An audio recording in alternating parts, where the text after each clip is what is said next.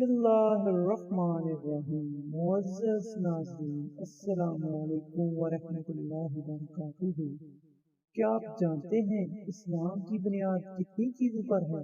آج ہی جانیں حدیث نبوی کی روشنی میں۔ نبی کریم صلی اللہ علیہ وآلہ وسلم کی اس فرمان کی تشریح سے متعلق ہے جس میں آپ صلی اللہ علیہ وآلہ وسلم نے فرمایا کہ اسلام کی بنیاد 5 چیزوں پر رکھی گئی ہے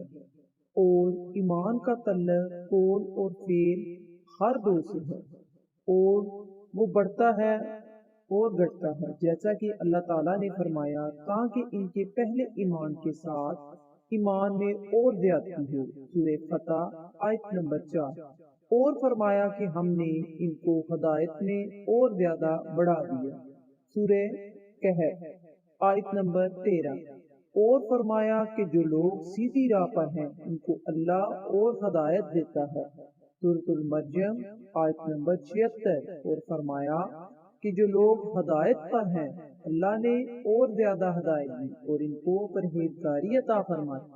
سورۃ المحمد صلی اللہ علیہ وسلم آیت نمبر 17، اور فرمایا کہ جو لوگ ایماندار ہیں ان کا ایمان اور زیادہ ہوا، سورۃ المدثر آیت نمبر 31، اور فرمایا کہ اس صورت نے تم میں سے کس کا ایمان بڑھا دیا، فی الواقعہ جو لوگ ایمان لائے ہیں ان کا ایمان اور زیادہ ہو گیا، سورۃ التوبہ آیت نمبر 124، اور فرمایا کہ منافقوں نے مومنوں سے کہا کہ تمہاری بربادی کے لیے لوگ بکثرت جمع ہو رہے ہیں، ان کا خوف کرو، پس یہ بات سن کر ایمان والوں کا ایمان اور بڑھ گیا اور ان کے منہ سے یہی نکلا حسبنا اللہ ونعم الوکیل، سورۃ العمران آیت نمبر 173، اور فرمایا کہ ان کا اور کچھ نہیں بڑھا، ہاں ایمان اور اطاعت کا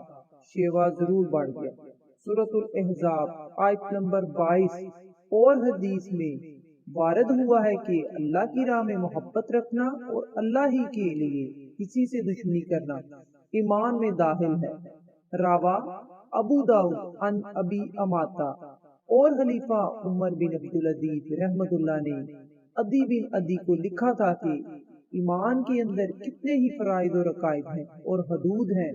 اور مستحب و مسنون باتیں ہیں جو سب ایمان میں داخل ہیں، پس جو ان سب کو پورا کرے اس نے اپنا ایمان پورا کر لیا، اور جو پورے طور پر ان کا لحاظ رکھے نہ ان کو پورا کرے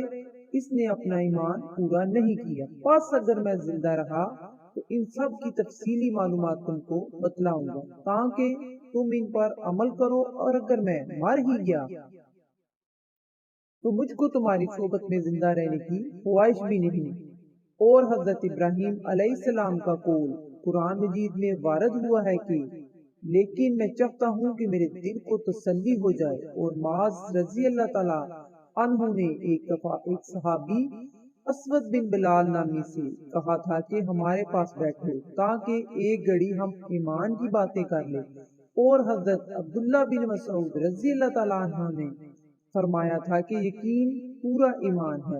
اور صبر آدھا ایمان ہے، راوا الطبرانی، اور عبداللہ بن عمر رضی اللہ تعالیٰ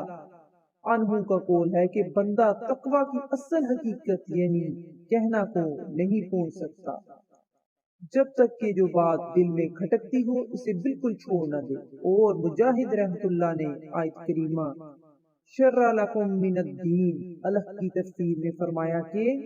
اس نے تمہارے لیے دین کا وہی راستہ ٹھہرایا جو حضرت نوح علیہ السلام کے لیے ٹھہرایا تھا، اس کا مطلب یہ ہے کہ اے محمد ہم نے تم کو اور نوح کو ایک ہی دین کے لیے وصیت کی ہے، اور حضرت عبداللہ بن عباس رضی اللہ تعالیٰ عنہ نے آیت کریمہ شرعۃ المنہاج کے متعلق فرمایا کہ اس سے سبیل سیدھا راستہ اور سنت نیک طریقہ مراد ہے، اور سورۃ الفرقان کی آیت میں لفظ دعاکم کے بارے میں فرمایا ایمانکم، اس سے تمہارا ایمان مراد ہے۔